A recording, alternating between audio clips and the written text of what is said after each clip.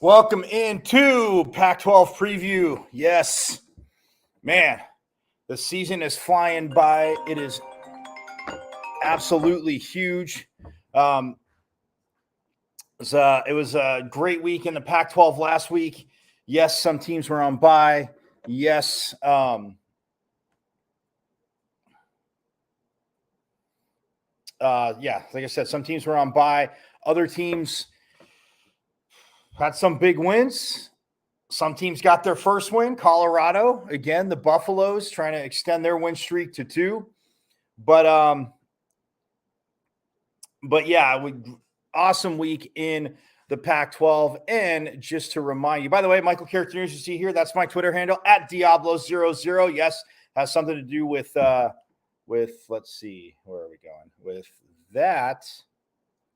With the pitchfork. Anyway, that being said, at Diablo00, we're live here on Sideline Sports, as I am every Monday and Friday with Pac-12 Preview on Friday, Pac-12 Review on Monday. And again, don't be shy. Hit me up on Twitter. Let's have some fun. But all right, so this week's matchups, real quick, that we will be hitting. College Game Day is up in Eugene for 9th-ranked UCLA taking on 10th-ranked Oregon. The Bruins and the Ducks in a huge battle. Chip Kelly returning to Eugene, where he was an assistant for years under Mike Bellotti, took over as head coach. We saw the success he had there, went to the Eagles, and then went to the Niners for a season, took a year off-ish, and then went back to college at UCLA, where he has now, in his 5th season, has the Bruins rolling. Dan Lanning, first year at Oregon, obviously defensive coordinator for that national title team in Georgia, but it is going to be a huge matchup. College Game Day, as always, has insane crowds, fun crowds, some of the best, I'd say top 5 in the country.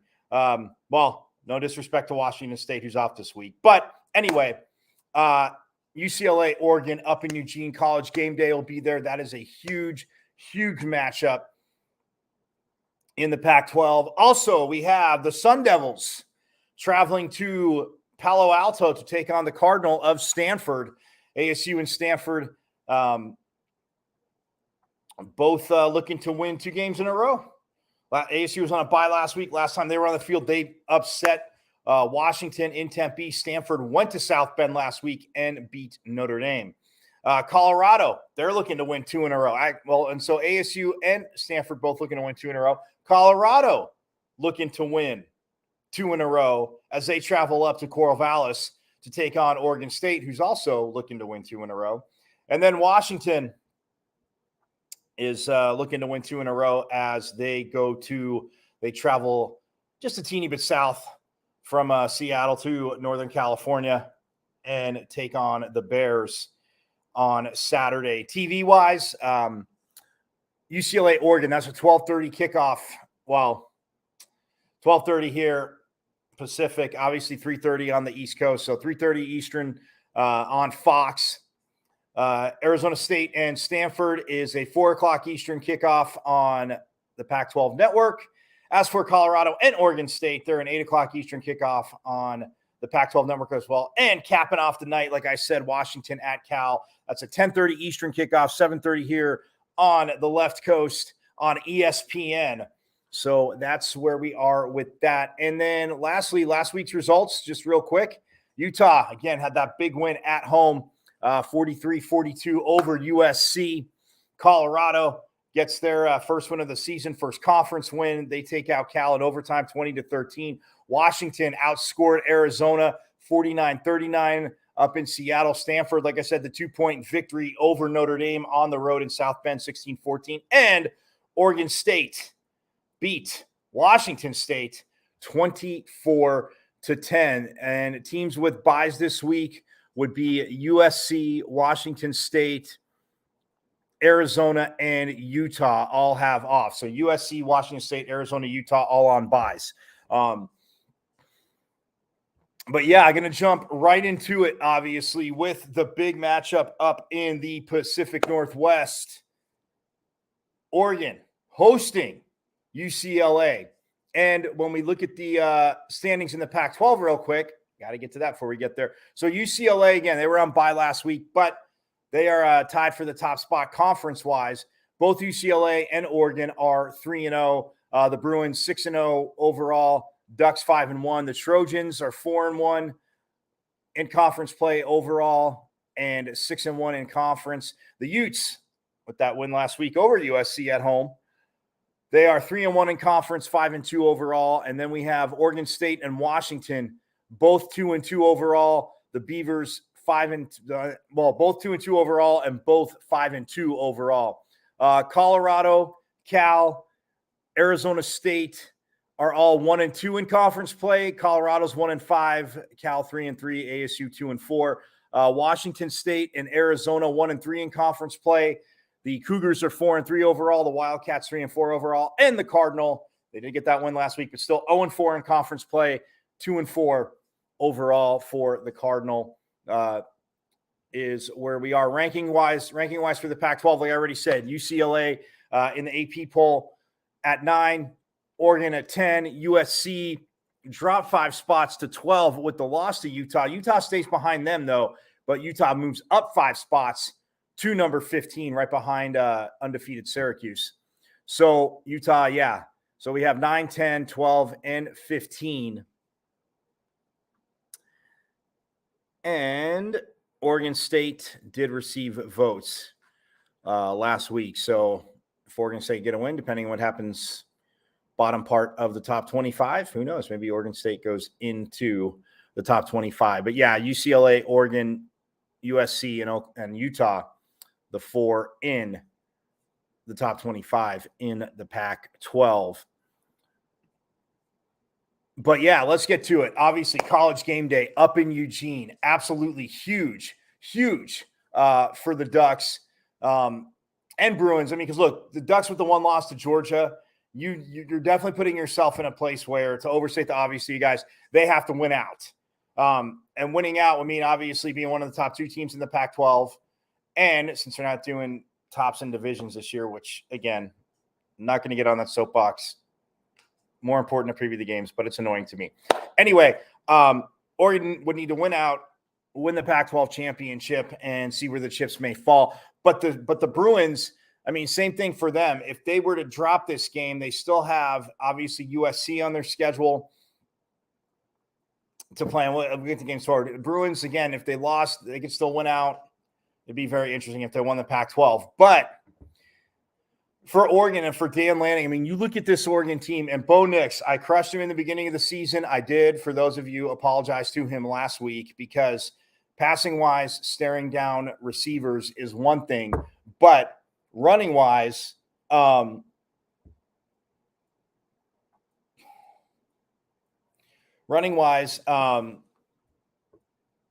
it's Bo Nix has been phenomenal. He is actually, I think, in Pro Football Focus, Bo Nix was number 1. What is it? Bo Nix was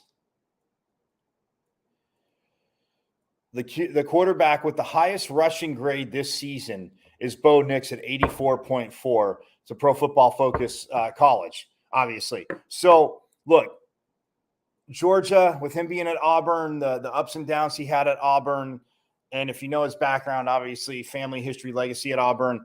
But in that Georgia game, the defense absolutely just bludgeoned the Oregon offense. So, but since then, look, Bo Nix, again, passing, but rushing. He had 3 rushing touchdowns last week. It is going to be that's the X factor for the Ducks. But you look at the quarterback matchup, Dorian Thompson-Robinson, DTR from UCLA.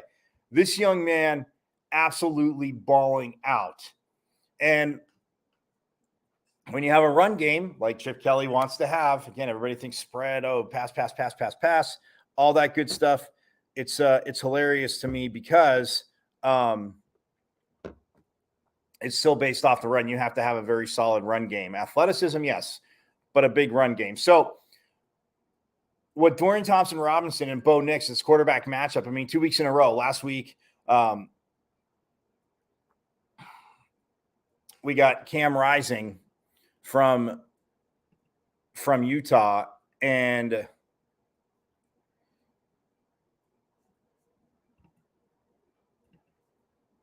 Caleb Williams, pardon me, sorry, from USC. But Cam Rising and Caleb Williams, and this week we get Bo Nix and DTR. Again, to me, Williams and Rising are totally up in that that echelon of Heisman Trophy candidates mentioned in the very top. And then then you have the others, as I like to call them, the talented group, good group, strong group, talented group behind them, but just not in that first tier for the Heisman. So, but this week we get Bo Nix and DTR. And look, let's look at it. I mean, the last time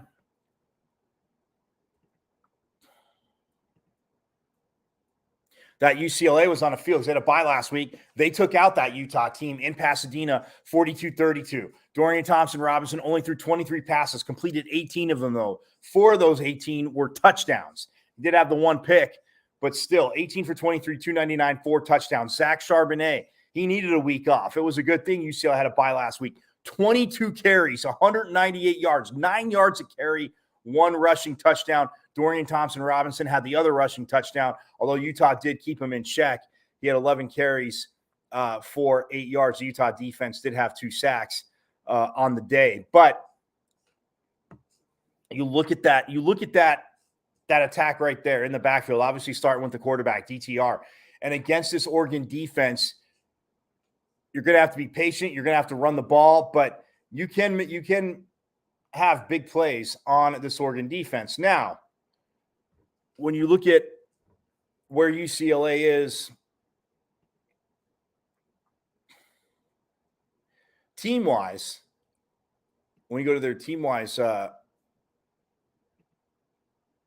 rankings in the Pac-12, offensively, I mean, this is huge. I already talked about DTR and Zach Charbonnet, but offensively, 3rd in the conference, 505.7 yards a game. And that's 3rd. Insane. Passing-wise, UCLA throwing for 294.2 a game. Oh, rushing-wise, USC 2nd in the conference behind who? Oregon. 211.5 yards a game. So that's where they are offensively. And for DTR and what he means to their offense, when we look at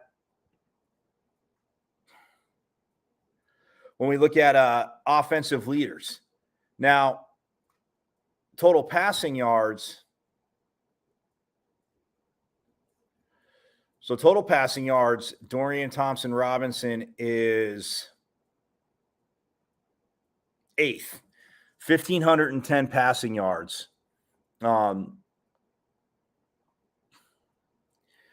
In the conference. So 8th in passing yards. Perfect. You're right there. You're of quarterbacks, obviously. But and with injuries, but I mean, you're saying of 12 quarterbacks, but still a few more because of injuries this season. But he's 8th. Rushing wise, yeah. Our man, Zach Charbonnet, he is number 2 in the conference behind crosstown rival USC's Travis Dye. But Charbonnet, 615 yards rushing this season through 6 games. So, yes, averaging over 100 yards a game. And this man, again, Chip Kelly will stay patient with the run. He is big, he's bruising, and he absolutely can take over a game if you're going to sit there and lay off. But if you crowd the box, again, it is that chess match. You have to have speed and athletes on defense to overstate the obvious. But Zach Charbonnet, I love what this young man has done this season, how he's grown at UCLA. And like I said, 615 yards, 2nd in the conference. Average-wise, though, I want to say Charbonnet's 3rd, averaging 7.1 yards a carry. Touchdown-wise, he is tied for 4th with 6 rushing touchdowns. So, again, this UCLA offense definitely is up to the challenge. When we flip it over to the UCLA defense, points allowed, they are 5th, 22.7. Not too bad. Yards allowed. UCLA is, they're first. My apologies. Total team defense in yards allowed. They're only, I shouldn't say only, but again, tops in the Pac-12, 344.8 yards a game. That's 6 yards a game better than Utah, who's in second. So, like I said, fifth in points allowed, first in yards allowed. And then sack-wise, they are tied for fourth with Utah at 15. So, I mean, you look at the pressure they're getting, the pressure they're able to get defensively, and the pressure that they're able to get. And to me, it's one of those things where they're creating pressure. They're bending. Yes. I mean, 344.8 yards a game. You're thinking, okay, but when you're obviously getting over 500 yards a game, what the offense is doing, the defense is doing more than enough to keep them in the game. And like I said, 15 sacks on the season. And interception-wise, the Bruins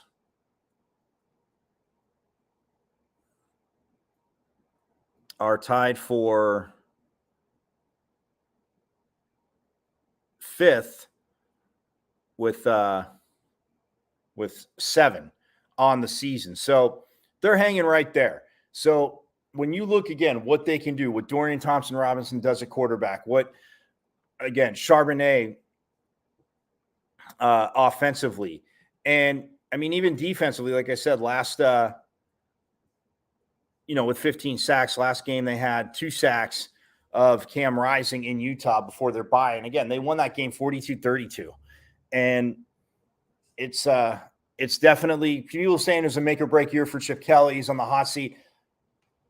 I'm not there, obviously, in LA. I don't believe it. People I talked to around there and kind of got middle of the road reactions. Some thought if they're not challenging for the Pac-12 this year, college football playoff spot, possibly that, Chip Kelly, if it goes rough, might be gone, but a 6-0 start, very far from rough, obviously already bowl eligible, are the Bruins. But let's flip it over to the Ducks. And again, the one thing about the Oregon Ducks, we know they can put up points. They played some insane defense against Arizona down in Tucson. And they beat Arizona 49-22, and they rushed, rushing-wise, they rushed for 306 yards against Arizona. And that was the last time that they were on the field because they did have a bye. Both UCLA and Oregon, hey, can't complain about one team playing last week, maybe extra little nicked up, this and that. Yes, little nicks and bruises, but both teams had a bye, come into it healthy. But Bo Nix was 20 for 25, 265 yards in that game. Noah Whittington had 6 carries for 92 yards and a touchdown. Bo Nix, 8 carries, 70 yards, 3 touchdowns. That's why he's number 1 in Pro Football Focus in college in quarterbacks for rushing. That's a major reason why, not the only reason. Jordan James, 10 carries for 69 yards. Bucky Irving, 12 for 67. So, again, 306 rushing yards, 7 rushing touchdowns for the Ducks. Didn't have to really get it done through the air. So, just, again, if you're not going to stop the run, in which UCLA's defense is very much going to have to do, if you're not going to stop the run, then you definitely have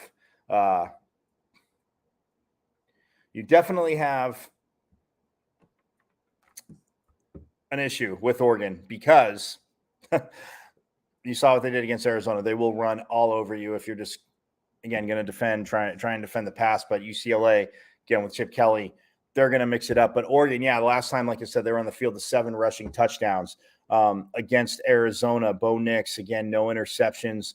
Like I said, they had 29 pass plays, 41 rushing plays. Defensively, they came up with 2 sacks and 5 tackles for losses. There was 1 interception by Jaden DeLora, the Arizona quarterback, and Jahil Florence is the young man that came up with the interception. So, but the Ducks on the season, like I said, ever since that Georgia game, has definitely taken steps up. They beat, like you said, they're 3-0 in conference play with a win over Arizona, a win over Washington State, and a win over Stanford. So, yeah, they opened up against Washington State. Because ever since they lost to Georgia, they've won 5 in a row, except being 5-1. But they opened up, beat Washington State, held on for the 44-41 victory, beat Stanford 45-27. Like I said, Arizona 49-22. So they got UCLA up next, and they go Cal, Colorado, and then they do close out with the gauntlet, though, which we'll get to as the season goes on. But Washington, they're home for Washington, home for Utah, and then they're at Oregon State for the rivalry game there. So, but yeah, defensively, when we look at Oregon in the Pac-12, they are, well, points allowed a game. UCLA, like I said, they're 8th, allowing 28.8 points per game in the Pac-12. So they're scoring, but they are giving up a little bit. So UCLA does have it there. Yards allowed, they are 5th with 373.3. As UCLA, again, number 1 at 344. And then sack-wise, the Ducks are tied for 6th with 13 sacks on the season. So, again, you're looking at basically an average of their games of 2 sacks a game. Yes, at time, if they're timely, as we all know, can be big. But offensively, I mean, look at this real quick. Oregon, 512.5 yards a game, right? 512.5.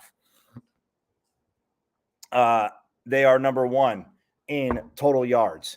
In passing, though, Oregon is 7th at 270.8 yards a game are the Ducks. But rushing, the Ducks rushing for 241.7 yards a game. Now, you can say, well, that's a little inflated. Look what they did against Arizona. Arizona couldn't stop the run. What do you want them to do? Purposely pass the ball? Rhetorical. Anyway, but for the Ducks, you look at what they can do, and it's again, they're going to run the ball. What are they going to do? They're going to chew up the clock. So, I mean, individually, again, it's more of a group thing, but they're going to run the ball. And so, I mean, I can't – it's going to be a very, very, I think, close game. I think it'll be in the mid-30s. The winner of the game will be in the mid-30s.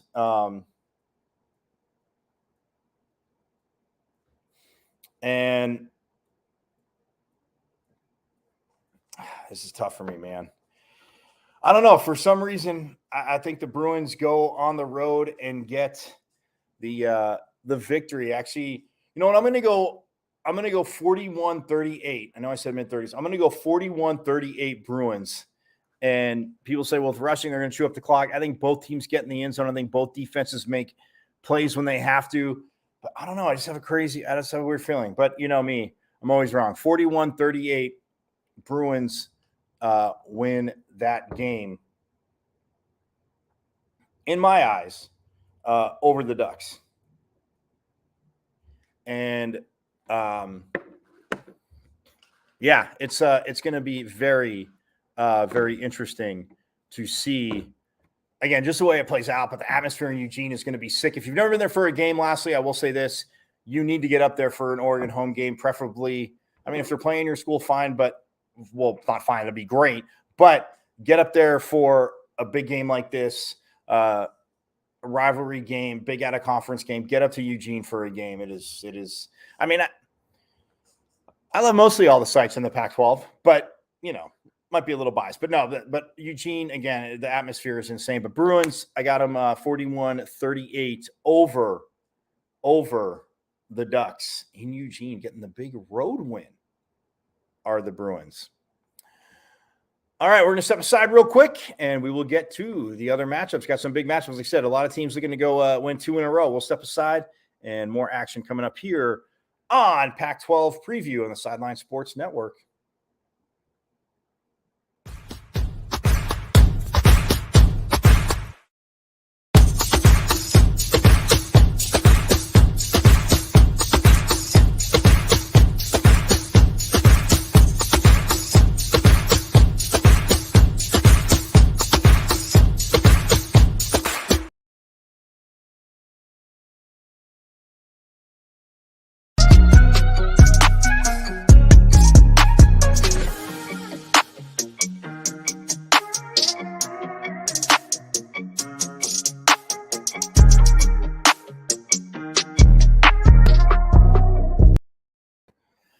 All right, back here on Pac-12 Preview.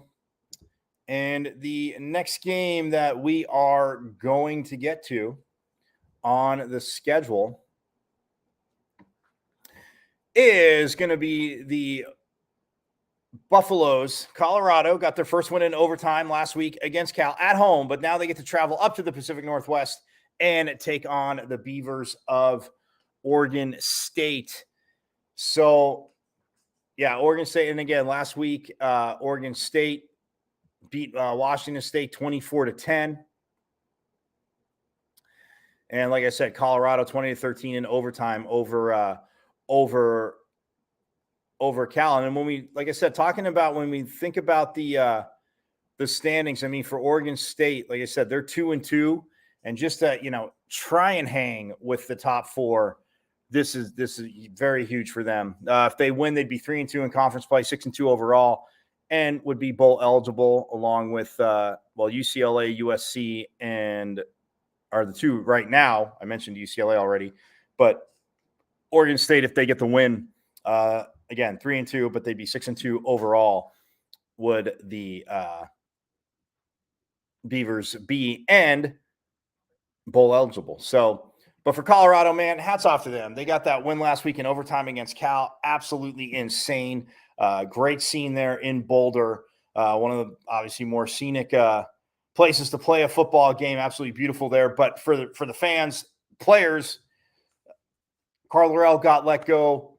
New interim coach steps in. It's kind of a theme, obviously, every year in college football, but it's happened in quite a few places this season. The Pac-12, Colorado, Arizona State as well, obviously. But they get that big win. And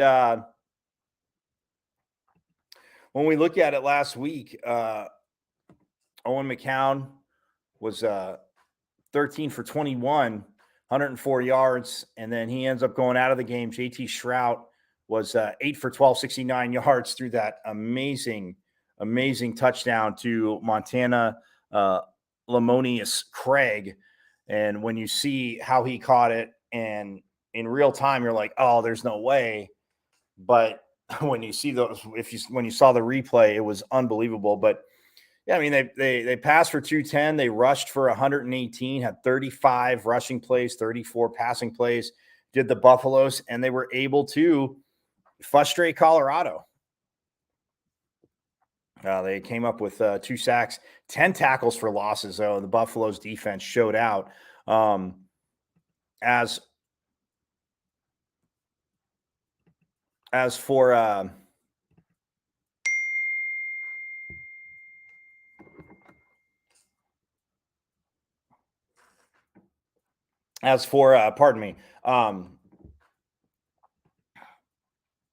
Oregon State, like I said last week, they beat Washington State 24-10. Yeah, sorry, the Beavers and Ben Gobranson, the backup quarterback. He came in, did a good job. I mean, 50%, 12 for 24, 1 touchdown, did have the interception. But Damian Martinez, man, this young man, and they needed to lean on him, and they did. And he rushed for 111 yards on 16 carries. So 6.9, didn't get in the end zone. Jack Coletto had both rushing touchdowns for the Beavers, only 6 carries, 14 yards. But guess what? 2 touchdowns for Coletto, but Martinez chewing up yards, chewing up the clock. And again, they led from wire to wire, did Oregon State. So it was 17-10 going in the fourth quarter. Oregon State gets a touchdown, closes them out. Jam Griffin had fumbled, but he did not lose it. Jack Velling did as well for Oregon State. Jam Griffin had 9 carries for 30 yards last week as well. But yeah, I mean, for Oregon State, what Justin Smith's doing up there, again, they 5-2, huge for them. They needed that win against the Cougs to, like I said, stay afloat in the Pac-12. And they did that. So if Gulbranson, and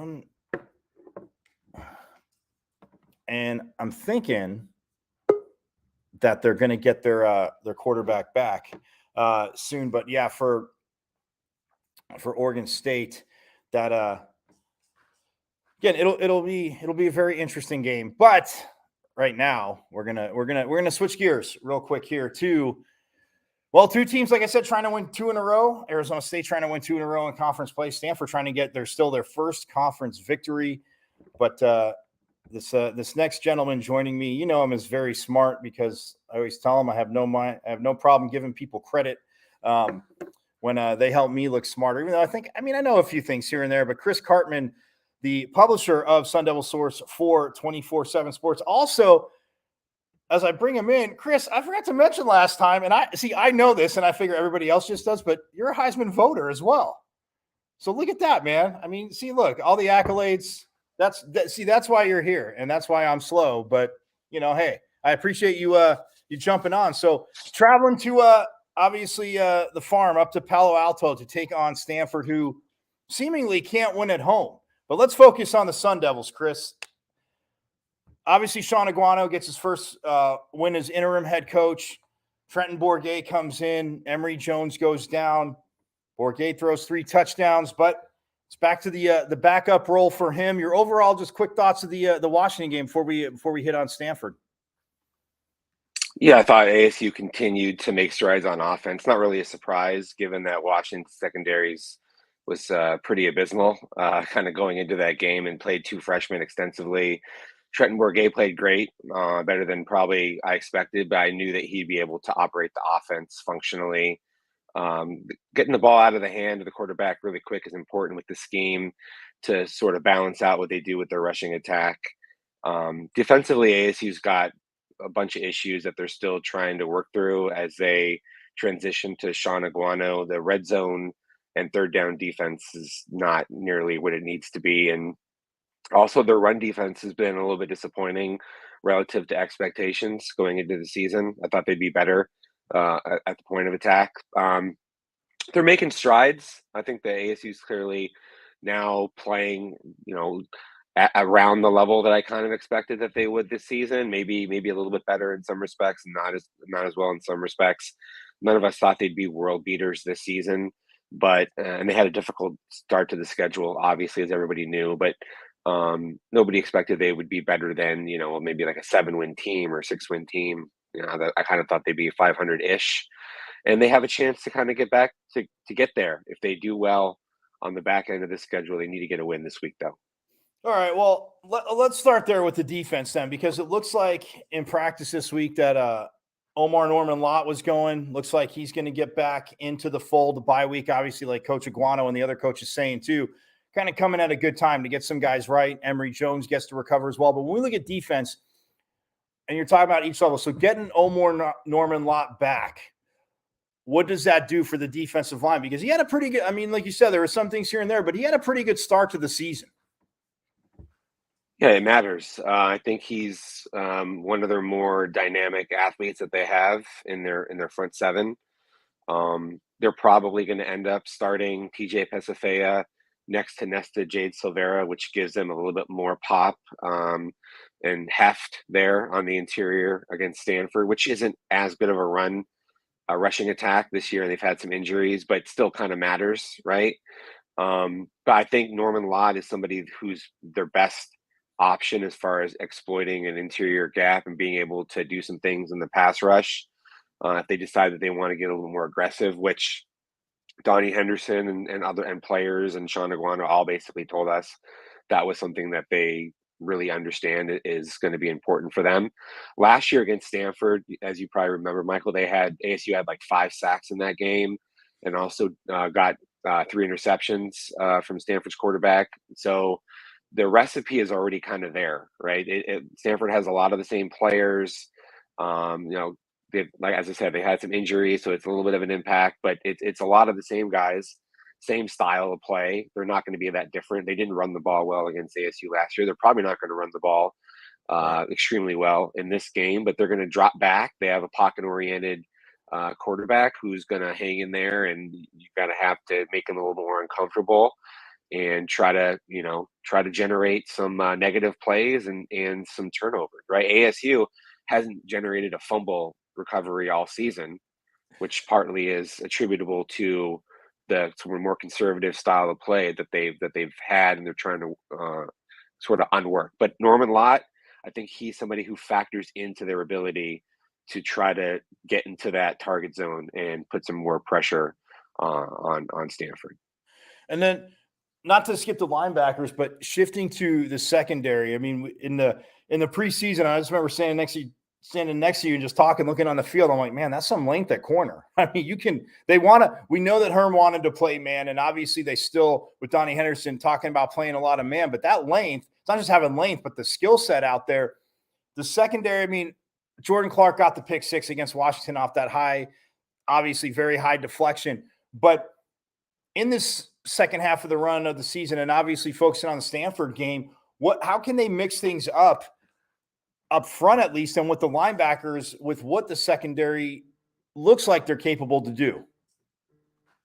Right. So one of the things that I've been saying for the last month is ASU is better served, at least as I see it, trying to get the bigger corners that they have playing more man coverage at the line of scrimmage. Like Ro Torrance, for example, 6'3", 215 pounds. He's not an off zone managed space kind of a guy. That sort of mitigates his best attributes, which are his length, his ability to get his hands on you, and then ride you through some of these reps. And so I think that the conservative nature of Herm Edwards, plus kind of what they were trying to do overall as a team, to think, okay, we're not going to have that dynamic of an offense. We're not going to light the scoreboard up. So let's try to play these longer possession games and sort of be around in the fourth quarter against some quality teams and have a chance to beat them.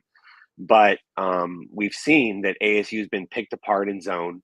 That's partly what's contributed to their third down lack of success. They haven't been able to get enough into third and long situations, haven't been able to bring 5 and 6 man pressures to tee up. So Tamarcus Davis has been pretty disappointing for a 6-year senior. I think Isaiah Johnson is arguably their best cover corner right now, but he's had some issues with just off the field, making sure that he's like taking care of all the little details that he needs to be able to do so that he gets the opportunities on the field that he probably warrants at this point in time. Ed Woods, I think, is going to play more of a factor in this game. He started earlier in the season. I thought he was intriguing, had some injury issues, but they need to get better cornerback play, but I think they need to play in a way that's better for their cornerbacks also. And this is a huge week because even with Michael Wilson out for Stanford, that just elevates John Humphrey. They have, of course, one of the better tight ends in the conference. They have 2 guys who are playing in this game who had over 100 receiving yards against ASU last year, even though they only scored 10 points. They threw for 350 yards or something like that last year. So it's not going to be easier, especially because ASU doesn't have the Chase Lucases and Jack Jones and all these guys, right? So I think that it's a difficult matchup, but when you have a quarterback who has a chance to be a first or second round pick, and then you get a throw to big guys who can sort of box you out and do and be sort of dynamic in the challenge that they present. I think that you have to sort of make him have some off-platform throws and do some things that are kind of difficult and bring some pressures. And You can't just kind of sit back and be conservative in this game. No, absolutely. And before we switch to offense, I want to give Kyle Soley a shout out. Tops in the Pac-12, top tackler in the Pac-12, fifth in the nation, Chris. And not that I'm not saying that because I've said it each week. Not that I'm surprised, but fifth in the nation for this young man who's come back. And yes, he is a captain, he's a leader. But when you talk to him, you're not getting really long answers from Kyle Soley.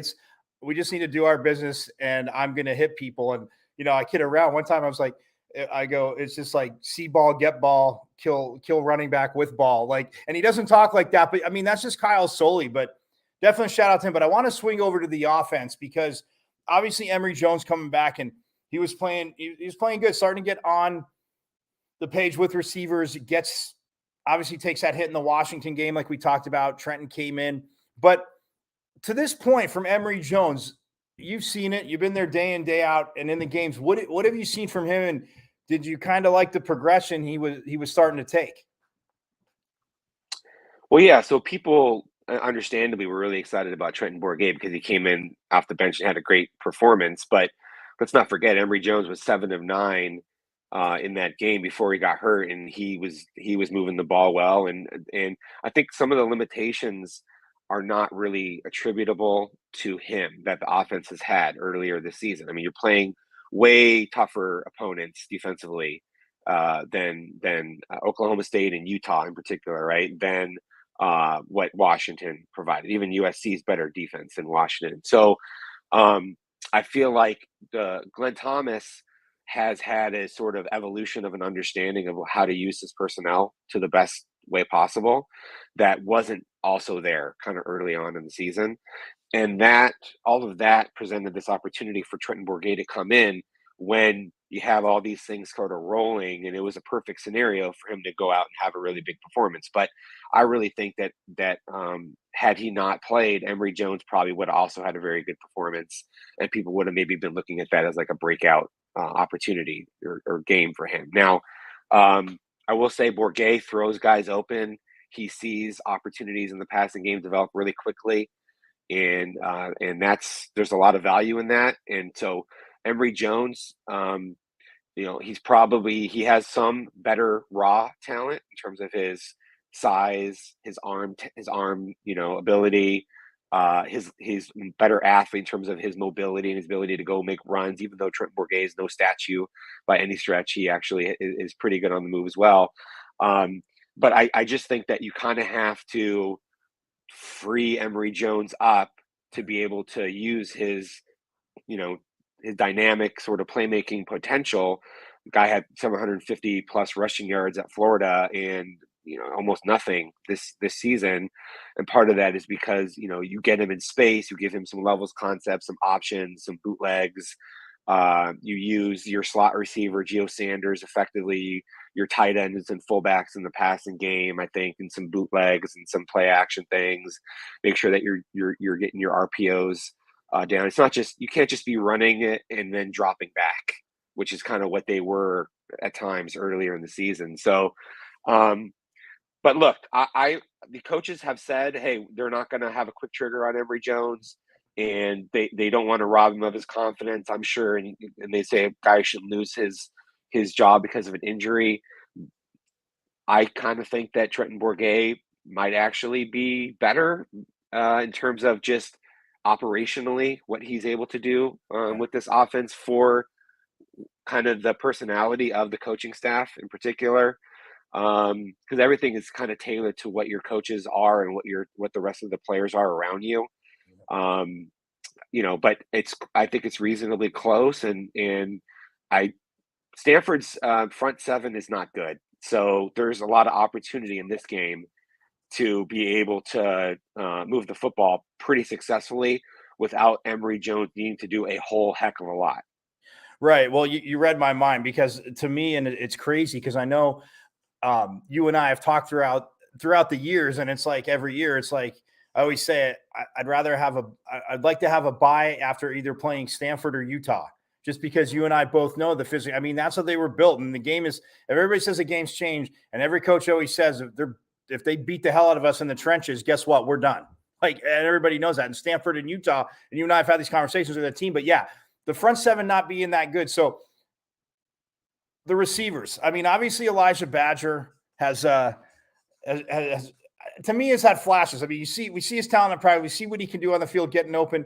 But who are some of the other receivers in your eyes that have stepped up? And again, like you said, against Stanford, Emory Jones could have a big day with these receivers as well. Yeah.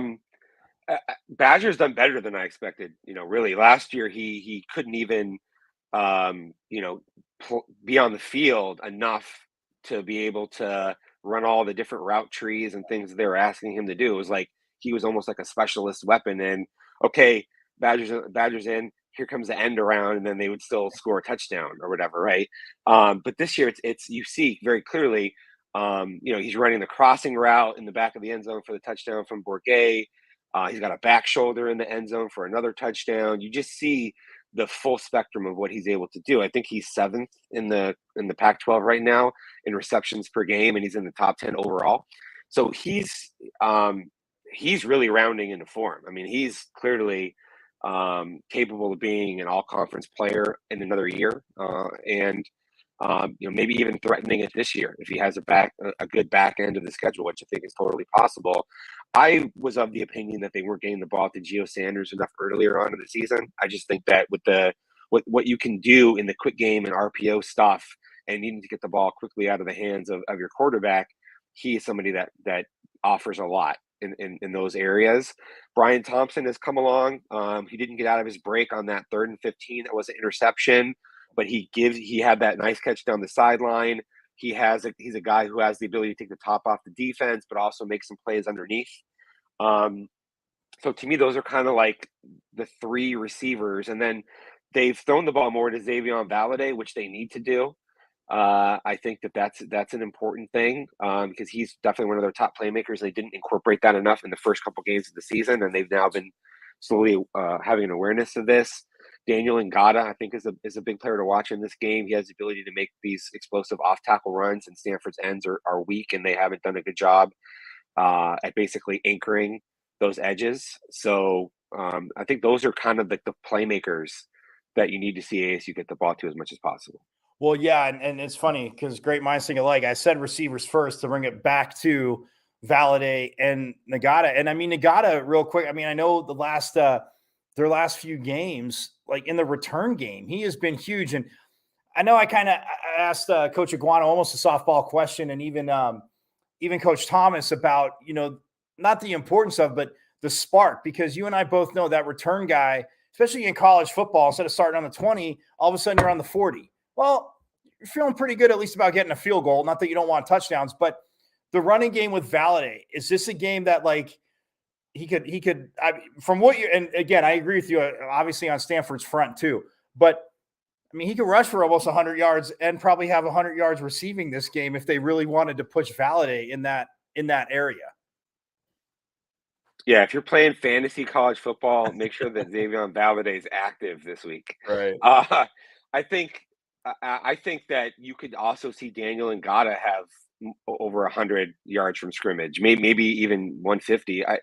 There's an opportunity for those two guys combined to have 250, 300 yards from scrimmage in a game like this. And I don't know that that's going to actually materialize.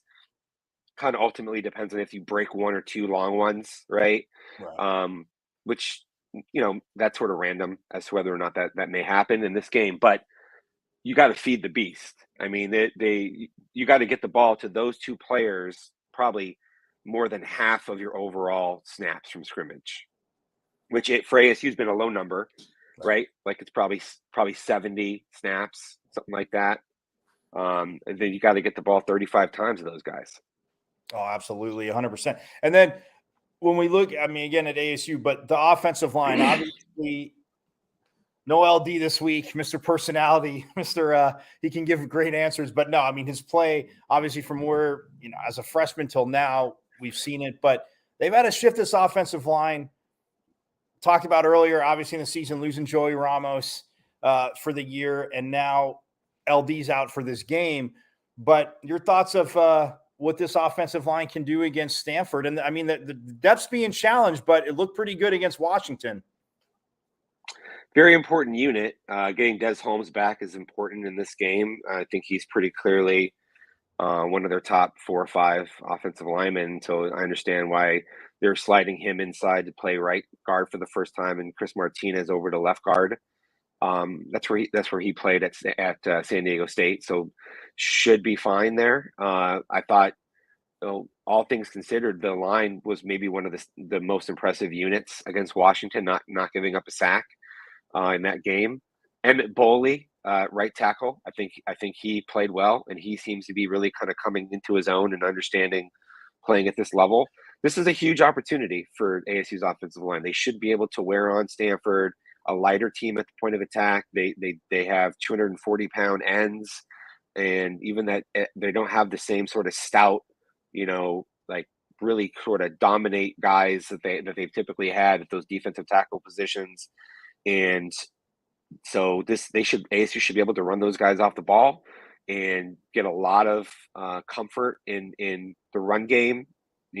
Stay on schedule, not put yourself in a lot of third and long situations, be able to sustain drives against a team like Stanford. That's super important because there's usually not as many possessions in the game, and then they have to be able to convert when they get into scoring territory with some touchdowns. But and of course, they have to provide ample protection for Emory Jones. There is, Stanford lost its best edge, one of its 2 best edge players against Notre Dame, the freshman who's done really well.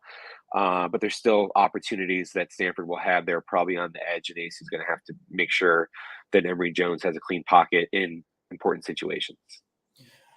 All right, so I got to ask you, what's your score? What's your score? I've kind of gone back and forth on this. Ultimately, I think that it's a toss-up game.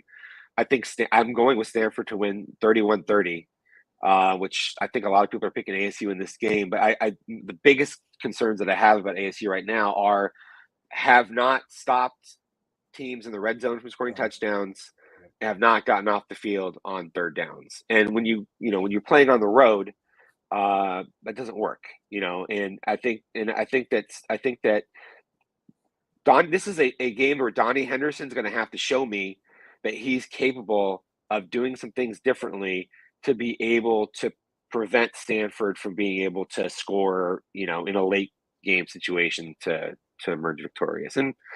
But again, it's a 50-50 game.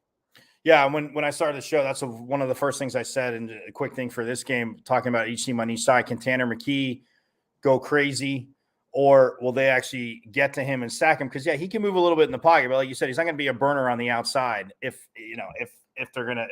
they force him out of the pocket, ASU can get to him. But I'm with you. Turnovers kind of also will determine this game. I hate to be the person that says, turnovers, because obviously turnovers they're always, cliches right? Because they're true, Chris. They're cliches because they're true.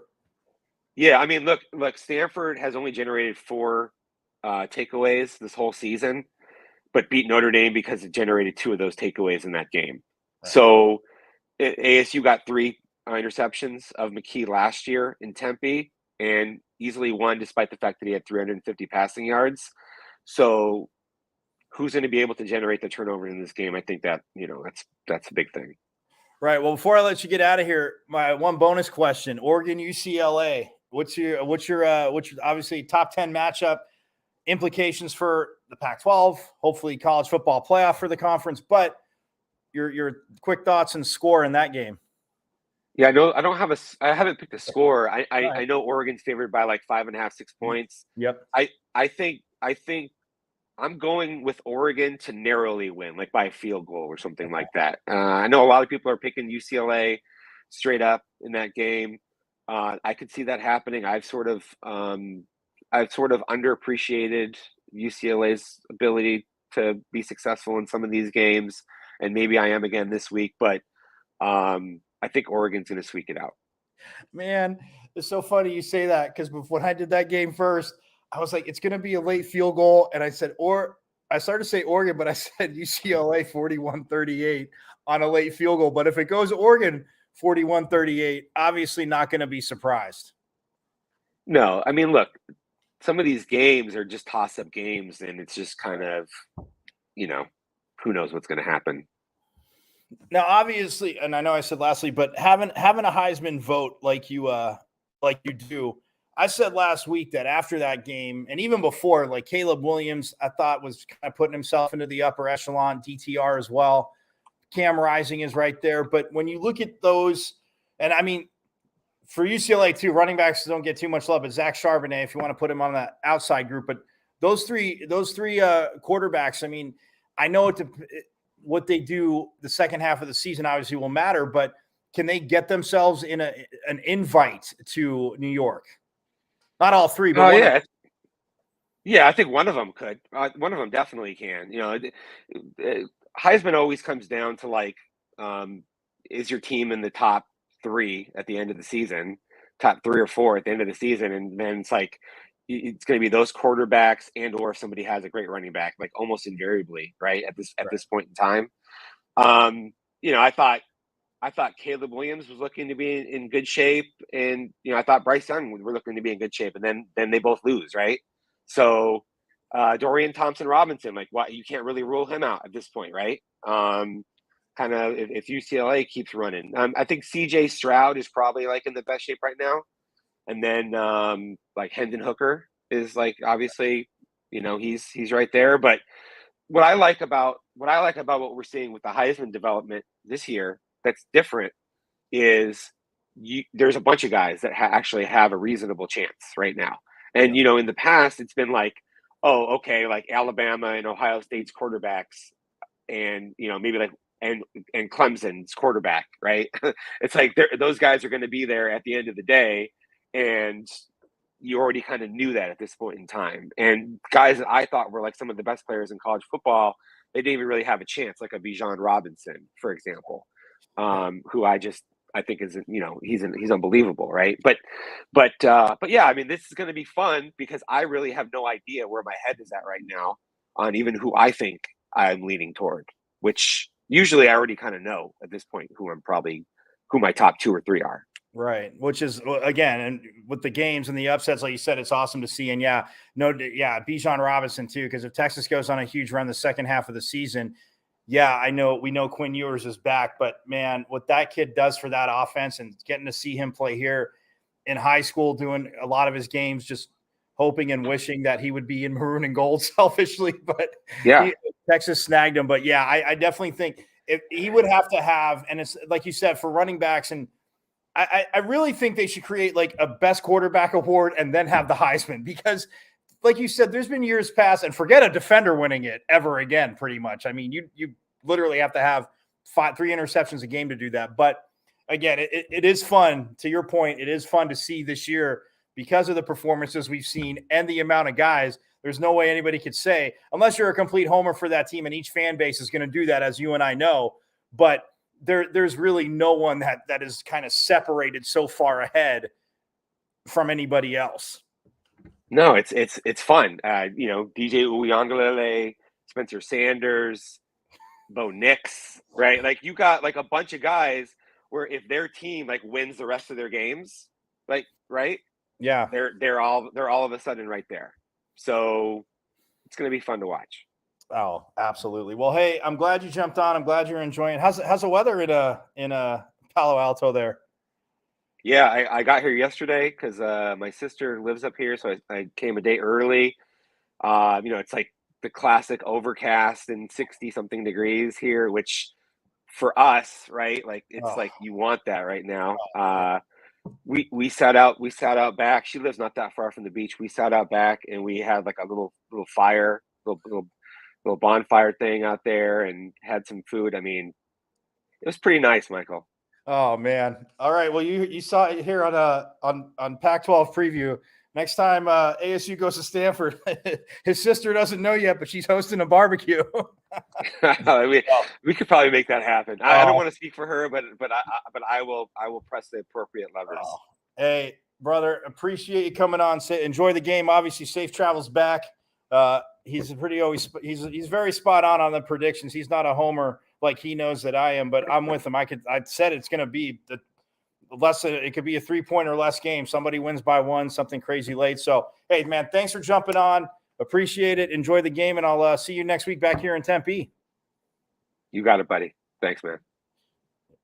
Chris Cartman. Follow him on Twitter at Chris Cartman. Again, publisher of Sun Devil Source for 24/7 Sports, a Heisman voter like you saw. He's got Stanford 31-30. I have ASU 33-30. So we'll see what happens. Again, went a little long with them, but when you got a Heisman voter on, and again, I know this, but I always forget. And again, not forget, but I just assume that everybody else knows because people know a lot of stuff. But nonetheless, love having Chris Cartman on at Chris Cartman, Karpman on Twitter. Give this man a follow. And again, you will know a lot about ASU football, ASU hoops. Just does a solid job with Sun Devil Source and 24/7 Sports. So, all right, that's ASU and Stanford 33-30. I have there, like you heard Chris, 31-30 Stanford. So we're in the ballpark. We're in the ballpark. So, and yeah, he didn't have a score yet, but he said he sees Oregon winning a close one. I got UCLA winning a close one. I do have Oregon State over Colorado. Colorado goes on the road. I think, again, they come out, they're fired up, make it interesting, but I think Oregon State too much up there in Corvallis, and the Beavers get the win in that game.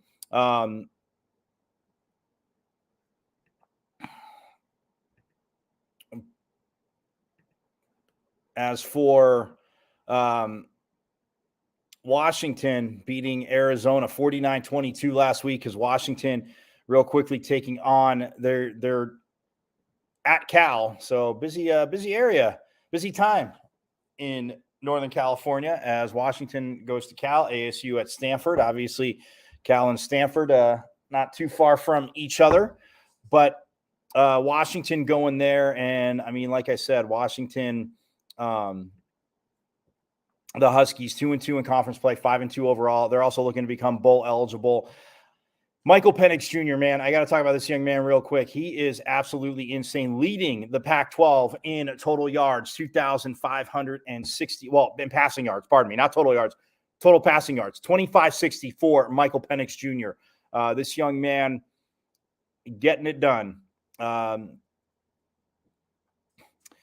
And they also have Rome Odunze, their receiver, who is number 2 in total yards, overall yards, pardon me. I keep saying total, overall receiving yards at 693 coming in to this game. But Michael Penix Jr., what this man has done for Coach Kellen DeBoer up at UW, transferred in, like I said in the beginning of the season, from Indiana. Love what he has done.